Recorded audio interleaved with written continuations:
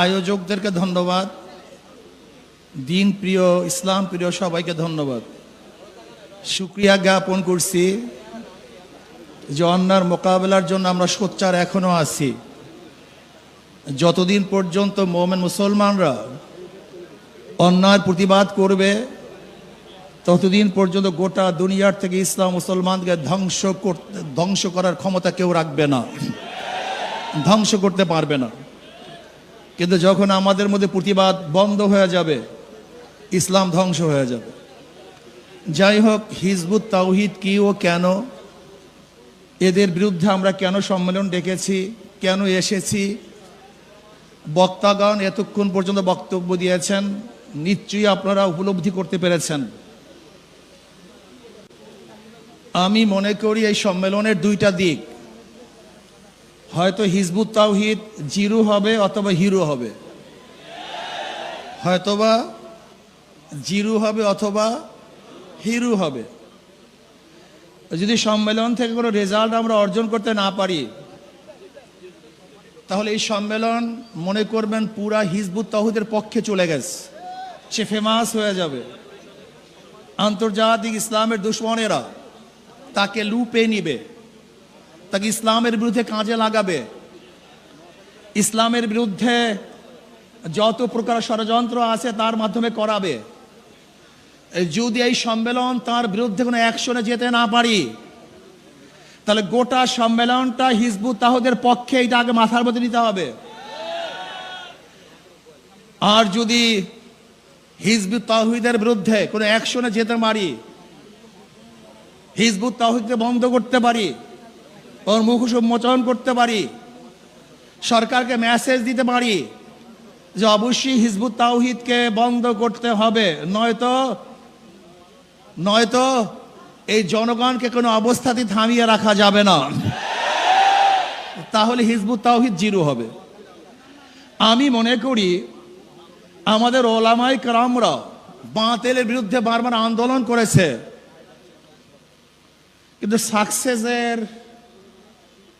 ধারাটা আমাদের ফান্ডে খুবই কম।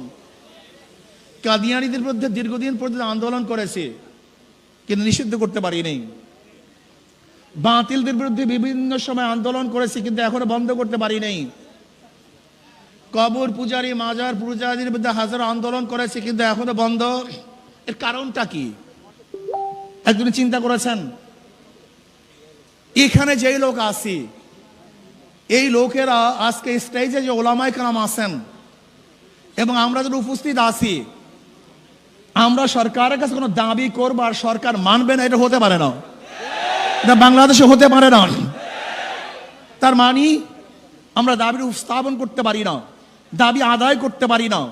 এই জন্য সরকার আমাদের কথাকে গ্রহণ করেন না, গুরুত্ব দেন না। আমি আজকে প্রস্তাব দেব আয়োজক কমিটির থেকে, আপনার স্বল্প একটা সংখ্যক স্বরাষ্ট্রমন্ত্রীর সাথে যোগাযোগ করুন, বৈঠক করুন, স্বরাষ্ট্রমন্ত্রীর সাথে বৈঠক করুন, এমনকি মাননীয় প্রধানমন্ত্রীর সাথে বৈঠক করুন।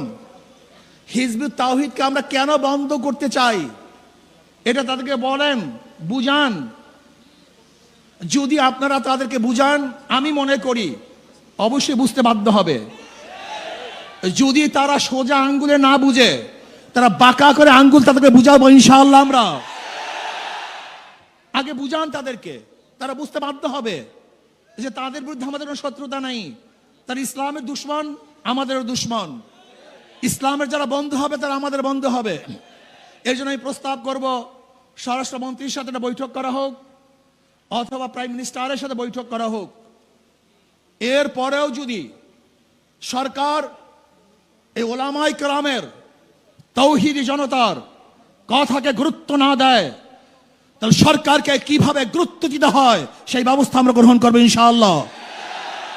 তারা ভাইয়েরা আমার, আমরা ঐক্যবদ্ধভাবে যদি এই হিজবুত তাওহীদের এই বেঈমান ওর বিরুদ্ধে আন্দোলন করি, সংগ্রাম করি, তাহলে বাংলাদেশে কোনো জায়গায় কাজ করবে এরকম কোনো জায়গা বাংলাদেশে ওর জন্য থাকবে না।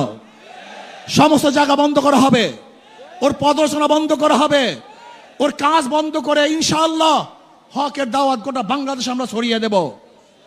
যদি ভবিষ্যতে আপনাদেরকে আবারও ডাক দেওয়া হয়, অবশ্যই ইনশাআল্লাহ আজকে যেরকম আগ্রহ করে এখানে এসেছেন, ভবিষ্যতে আসার জন্য প্রস্তুত থাকতে হবে।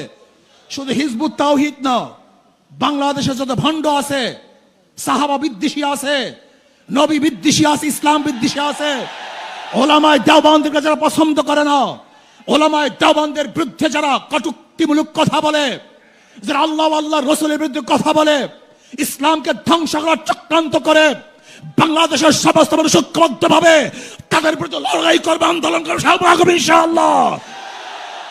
এর জন্য আসুন ঐক্যবদ্ধভাবে সবাই মিলে ঝিলে ইসলামের দুশমনের বিরুদ্ধে আন্দোলন করব, সংগ্রাম করব। আল্লাহ পাক রব্বুল আলামিন এই আন্দোলন এবং সংগ্রামে হককে বিজয় করার আন্দোলনে সবাইকে শরীক থাকার মতো, ঐক্যবদ্ধ থাকার মতো তৌফিক আল্লাহ পাক আমাকে এবং আমাদের সবাইকে দান করুন।